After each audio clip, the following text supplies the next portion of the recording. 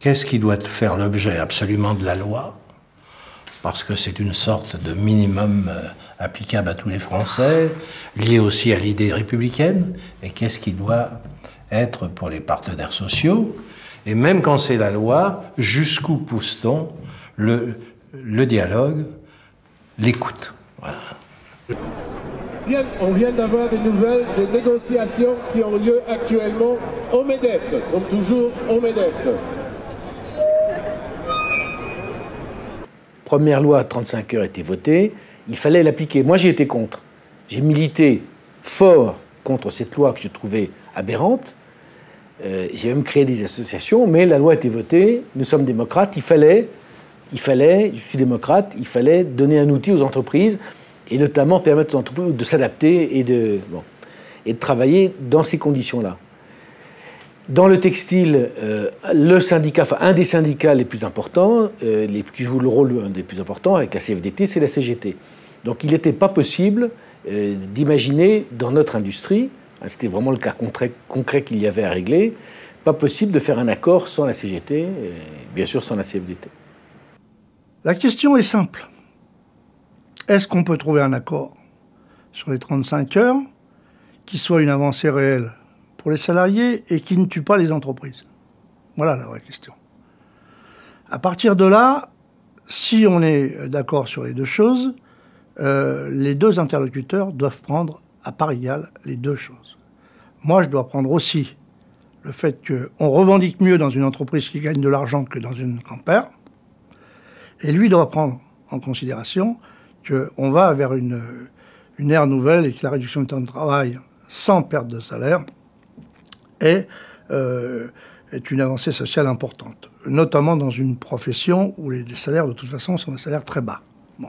Le résumé, c'est tout le monde souhaite un accord sur des positions impossibles, a priori, à réconcilier. Comment est-ce qu'on fait?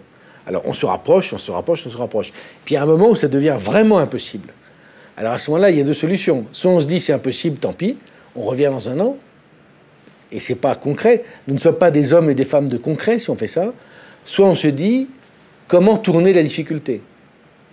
Et essayons d'écrire un document qui puisse convenir à tout le monde, et qui soit acceptable quand même. Donc, mettons dans ce document, et on décide de mettre dans ce document, une dose d'ambiguïté.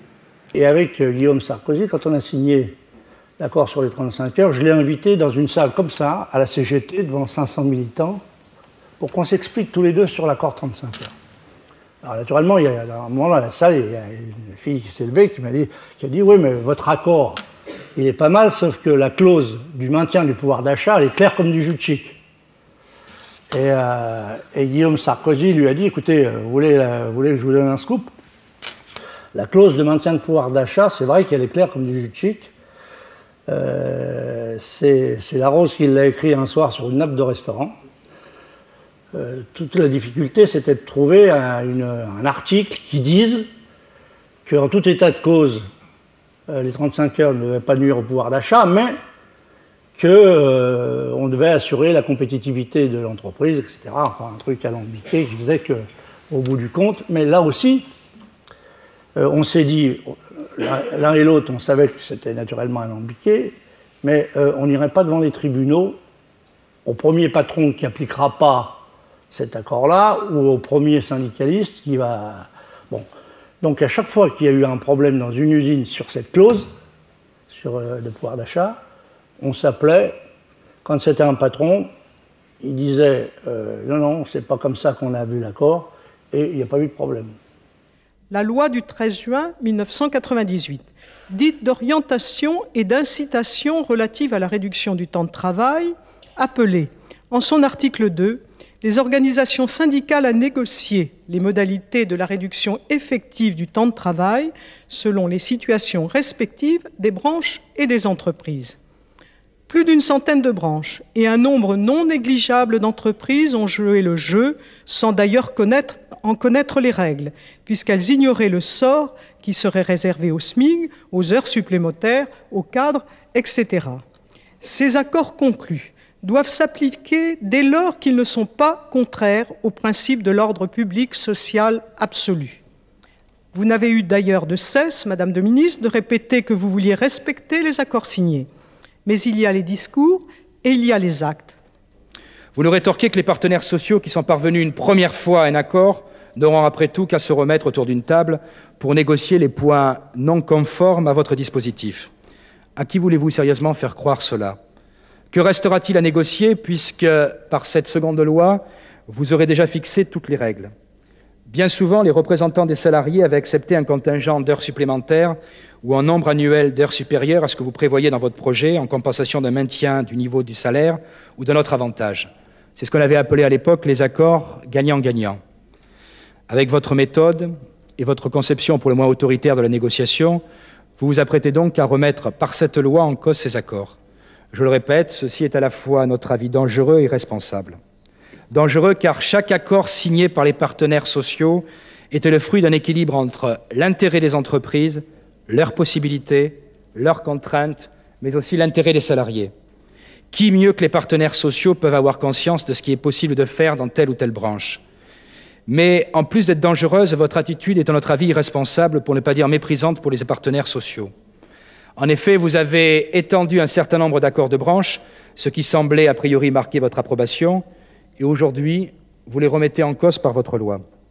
Comment croire, dans ces conditions, désormais à la parole de l'État?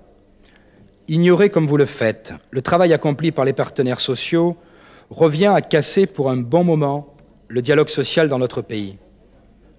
Le MEDEF propose une nouvelle constitution sociale de la définition de laquelle la nation et ses représentants sont exclus.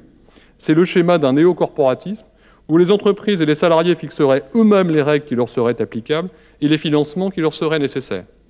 Je n'insisterai pas sur le paradoxe qui fait que cet hymne à la négociation est lancé par ceux-là même qui aujourd'hui la récusent, qu'il s'agisse des 35 heures ou par exemple de l'UNEDIC. Ni sur l'autre paradoxe qui veut que ces représentants patronaux qui lancent des hymnes à l'entreprise et à la négociation soient le plus souvent issus du giron de l'État ou des grandes institutions et qu'ils se fassent ainsi les chantres, en changeant un petit peu leur culture sans doute, de la libre entreprise et de l'esprit d'initiative. Je préférerais relever l'enjeu qui n'est pas mince et qui porte sur l'avenir de notre système de relations sociales. Nous faisons pour notre part le choix d'une société contractuelle. Nous faisons le choix de la négociation impulsée, confortée, encadrée par la loi.